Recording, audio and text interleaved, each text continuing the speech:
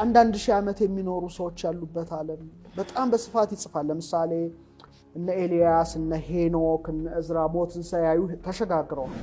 በተመሳሳይ መልኩ በተለይ 10 ነገደ እስራኤል የተሰወሩት የት እንደጠፉ አይታወቅም። እነሱ ጭምር እንደገቡ ወደዛ ዓለም በጣም በስፋት ይጽፋልና ሌላው ከፍተኛ ነገርን የያዘው ጥንታዊው የነገረ ማርያም መጽሐፍ ነው።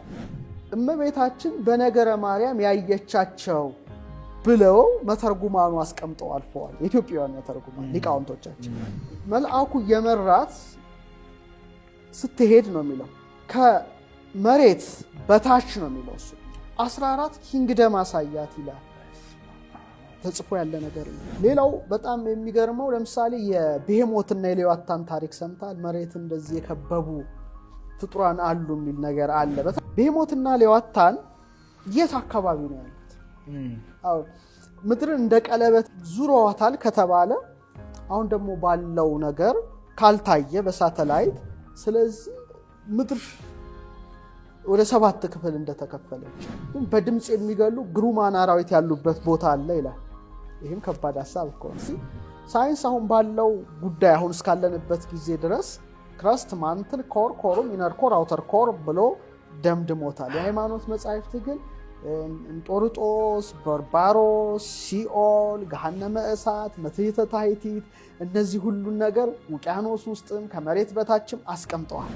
ስለዚህ እንግዲህ ሁለቱንም ማስቀመጥ ከዛ ደግሞ እንደ ቡፌ የፈለገውን መርጦ መመገብ ደግሞ የሰውየው ድርሻ ነው። እኛ ማስቀመጣችንን ነው የምናየው።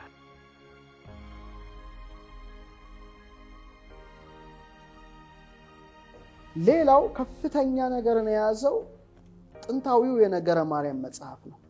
ይህን የዛሬ ከ10 ምናምን ዓመት በፊት ትርጓሜ ቤት እያለሁ ስማር ማለት ነው ሁል ጊዜ ገርማኝ ነበረ። በተለይ የቅዱስ ጳውሎስ መልእክታት ትርጓሜ ስንማር ቅድም የተጠቀሰውን ፊልጵስዩስን ወለታይተ ምድር የሚለው ከምድር በታች ያለ ሁሉ ጉልበት ሁሉ ይንበርከክ የሚለው ላይ ምን ይላል? እመቤታችን በነገረ ማርያም ያየቻቸው ብለው መተርጉማኑ አስቀምጠው አልፈዋል። የኢትዮጵያውያን መተርጉማን ሊቃውንቶቻችን ምንድነው ይሄ ነገር ነበረ ያን ጊዜ እንደዚህ ብላ ተብሎ ነው የተቀመጠውና በኋላ ትልቁን የብራና መጽሐፍ አግኝቼ ማንበብ ጀመርኩ። በጣም ብዙ ሺህ ገጽ ነው። ቅድስት ድንግል ማርያም ታሪክ የሚገልጽ ነው። በጣም ሰፊ መጽሐፍ ነው እና እዛ ውስጥ ስገባ ለካ ሊቃውንቱ መተርጉማኑ ከዛ ነው ወስደው የጻፉት። ብዙ ሺህ ገጽ ነው ብያለሁ። በጣም ትልቅ መጽሐፍ ነው። ብራናው መልአኩ የመራት ስትሄድ ነው የሚለው ከመሬት በታች ነው የሚለው እሱ ከምድር በታች ያለው ሁሉ ይንበርከክ አይደለም የሚለው 14 ኪንግደም አሳያት ይላል ተጽፎ ያለ ነገር ነው። በተለይ እንደኔ አይነት ሰው ይሄን ሲያገኝ ደስ ይለዋል። ምክንያቱም ብዙ ነገር እንደመረምር በር ይከፍትልኛል ማለት ነው እንጂ እንትን አይለኝም። 14 ኪንግደም አሳያት ነው የሚለው የተለያዩ ህብር ያላቸው እና ካል ፍጥረት ነው የሚላቸው። ካል ፍጥረት ኤሊያን እንደማለት ነው እንግዲህ ሌላ ለዚህ ነው ከምድር በታች ላለው ሁሉ የተቀረጸ ነገር አታድርግ የሚለው። እንደገና ደግሞ የውቅያኖስ ሴንተሩ ላይ መሃሉ ላይ ደግሞ እንደገና 14 ኪንግደም ነው የሚለው ደግሞ እኮ ስርወ መንግስት ማለት ነው አሳያት ይላል። ከዛ ወጥቶ ደግሞ ወደ ሌላ ዓለም ይወስዳታል እና ኢቭን እነዛ ቦታዎችን ስትሄድ ያየቻቸው ያለፈችባቸውን ቦታዎች ይጽፋል። እንዳነበበ ሰው የዓለምን ጉዳይ እንዳየ እነዚህ ቦታዎች እዚህ ቦታ መግቢያ ሊኖራቸው ይችላል ብለህ ሁሉ ልታስብ ትችላለህ እና በጣም ሰፊ ነገር ነው ያለው ማለት ነው። ኦልሞስት 28 ስርወ መንግስት አርጎ ይጽፋል። ከምድር በታች ያለው ሁሉ ይንበርከክለት የሚላቸው እነሱን ነው። ይሄ በጣም አስገራሚ ነው። ሌላው አንድ ትልቅ መጽሐፍ አለ። መጽሐፍም ዜና ምስጢር የሚል ነው። ወደ ከ800 ገጽ በላይ ነው። የግዕዝ መጽሐፍ ነው። እስካሁን የተተረጎመ መጽሐፍ አይደለም እና ስለሌላ ከዚህ ዓለም ውጪ እና በምድር ውስጥም ስላሉ ፍጡራን የሚናገር መጽሐፍ ነው። ይሄ መጽሐፍ ቆይቷል ካነበብኩት እና በጣም ከባድ ነበረ ለኔ። እንዳለ መስጦኝ ግዕዙን ነው ማነበው።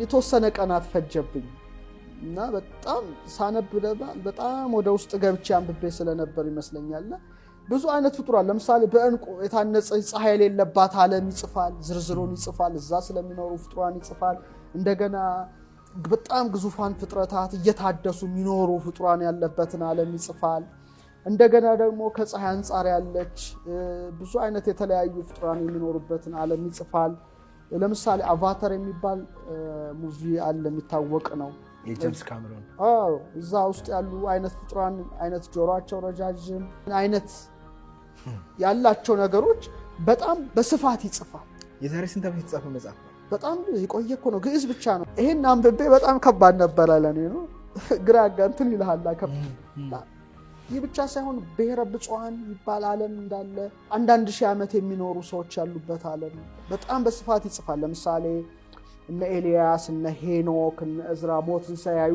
ተሸጋግረዋል በተመሳሳይ መልኩ በተለይ 10 ነገደ እስራኤል የተሰወሩት የት እንደጠፉ አይታወቅም እነሱ ጭምር እንደገቡ ወደዛ ዓለም በጣም በስፋት ይጽፋልና ሌላ እንትን ነው ማለት ነው ከፍ ያለ ደረጃ ያደርሰዋል ሌላው በጣም የሚገርመው ለምሳሌ የብሄሞትና የሌዋታን ታሪክ ሰምታል መሬት እንደዚህ የከበቡ ፍጡራን አሉ የሚል ነገር አለ በተለያዩ ዓለማት ፊት በኢትዮጵያም በስፋት ይነገራል ብሄሞትና ሌዋታን የት አካባቢ ነው ያሉት አሁን ምድርን እንደ ቀለበት ዙረዋታል ከተባለ አሁን ደግሞ ባለው ነገር ካልታየ በሳተላይት ጋድዚላ ቨርስ ኮንግ ደግሞ ሙቪው ይሄንን ነው የሚያሳየው የብሄሞትና የሌዋታንን ታሪክ ነው ያመጣው በሙቪ ደረጃና 571.9 ሚሊዮን ዶላር ነው ያስገባው ስንት 500 ነው 571.9 ሚሊዮን ቢያንስ እኮ እነሱ ፊልም አድርገው እንኳን ዶላር ያፍሱበታል ታውቃለህ ታሪኮቻቸው በቃ ምንም የሚንቁት ነገር የለም በጥናት ሪሰርቸሮች ሪሰርች ያደርጋሉ ባይሆን እንኳን ፊልም አድርገው ገንዘብ እኛ ግን ተረት ነው እያለ ይስቃሉ ምንም እንትን ነው የለውም ንቃተ ህሊናው አንድ ነገር ሲሰማኮ ፊክሽን ልታረገው ትችላለህ ሙቪ ልታረገው ትችላለህ ቲያትር ልታደርገው ትችላለህ ለፖለል ልታደርገው ትችላለህ በዛ ሁሉ ደረጃኮ ኢንካም ልታመጣበት ትችላለህ ይሄንን አለማየት ማለት መታወር ማለት ነው ኤኒዌይስ እዛ ላይ ምን ይላል መሰለ ሄኖክ በ16ኛው ምዕራፍ 12ኛው ቁጥር በዚያችን ቀን ሁለቱ አንበሬዎች ነው የሚለው አውሬዎች ትልቅ አውሬዎች ይለያያሉ ሌዋታን የምትባለው እንስታይ አንበሪ ከውሃዎች ምንጮች በላይ በባህሩ ጥልቅ ትኖር ዘንድ ትለያለች የማይታየው ምድረ በዳ በደረቱ የሚይዝ ስሙ ብሄሞት የሚባለው ተባዕት አንበሪም ይለያል የቦታውም ስም ጻድቃንና የተመረጡት በሚኖሩበት የመናፍስት ጌታ ለፈጠራቸው ሰዎች መጀመሪያቸው ከሆነው ከአዳም ሰባተኛ የሆነ አያቴ በተወሰደበት በገነት ምስራቅ ያለ ዴንዳይን ይባላል ቦታውን ሁሉ እኮ ጠቁሙታል እና አዳም የተወሰደበት ቦታ አለ ማለት ነው በገነት ምስራቅ ያሉ እነዚህ አይነት ነገር ነው የሚለው እዝራ ሞትን ሲያይ ተሰውሯል እሱም ስለነዚህ ፍጡራን ጽፏል ያን ጊዜ የፈጠርካቸው ሁለቱን እንስሳት ጠበቅ ያንዱን ስም ብሄሞት አልከው የሁለተኛውን ስም ሌዋታን አልከው በየራሳቸው ለየሃቸው የናጌ ቦሃ ያለበትን ያን ሰባተኛውን ልጅ ሊወስናቸው አይችልም አራቱ ተራሮች ባሉበት በዚያ እርሱ በውስጡ ይኖር ዘንድ ለብሄሞት ከስድስቱ እጅ አንዱን እጅ የብስን ሰጠኸው ለሌዋታን የባህሩን ሰባተኛ እጅ ሰጠኸው ይላል ስለዚህ ምድር ወደ 7 ክፍል እንደተከፈለች ብሄሞት የሚባለው በጣም አስፈሪ አውሬ እንዳለ ሌዋታን የምትባል ደግሞ እንስታይ አውሬ እንዳለች አንበሪ እንዳለች እሷ ደግሞ በባህር ውስጥ እንዳለች ነው የሚጽፈው ስለዚህ ሌላ 7 ክፍል አለ ነው የሚለው በተለይ ኤፒፋኒስ የሚባለው በድምጽ የሚገሉ ግሩማን አራዊት ያሉበት ቦታ አለ ይላል ይሄም ከባድ ሐሳብ እኮ ነው እንግዲህ እነዚህ የሥነ ፍጥረት መጻሕፍትን ከመረመር ብዙ ነገር የምናየው ነገር አለ ማለት ነውና የኢትዮጵያ ጥንታዊ ሰነዶችም በዚህ ደረጃ በጣም ብዙ ጽፈዋል ስለዚህ እዚህ ላይ ጥናት ማድረግ የሚፈልግ ሰው እነዚህን የጠቆምኳቸውን መጻሕፍትን በማንበብ የራሱን ምልከታ ጨምሮበት ሊያዳብረው ይችላል የሚል ሐሳብ አለ ለምሳሌ ይሄን ሐሳብ የሚያቀነቅኑ ኦር ይሄን ሐሳብ የሚደግፉ ሰዎች እነዚህ ፍጡራን በምድር መግቢያ መውጫ አላቸው የሚል ሐሳብ አላቸው በተመሳሳይ መልኩ ባህር ላይ እንደውም ባለፈው ትዝልህ እንደሆነ በባህር ላይ የሚሄድ የሆነ ነገር የሚወጣ ከባህር ውስጥ ተገኝቶ አሜሪካ በጣም ፈጣን የሆነ ብዙ መነጋገሪያ መግለጫ ሲያወጡ አይተ ከሆነ ትዝልህ እነዛ የወጡት ከውቅያኖስ ውስጥ ነው እና በጣም ፈጣን ናቸውና ምንድነው ይሄ ነገር ተብሎ በጣም ዓለም ሁሉ ጉድ ሲል ነበረ። እንግዲህ አሁን ሜንስትሪሙ ሳይንስ ጂኦሎጂው ይሄንን አይደግፍም። አሁንም አስረግጬ መናገር ያለብን ይሄ እንግዲህ በጥንቱ ትውፊት በሃይማኖት መጻሕፍት ይሄን ነገር አለ በሚሉ ተመራማሪዎች ዘንድ በስፋት የሚቀርብ ነገር መሆኑን ደግሜ አጠንክሬ መናገር ፈልጋለሁ። ግን ሜንስትሪሙ ሳይንስ አሁን ምን ያህል ታማኝ ነው ዓለም ላይ ነው ትልቁ ጥያቄ። ብዙዎች አሁን የሜንስትሪሙን ሳይንስ ጥያቄ ውስጥ የሚከተዋሉ። ሳይንስ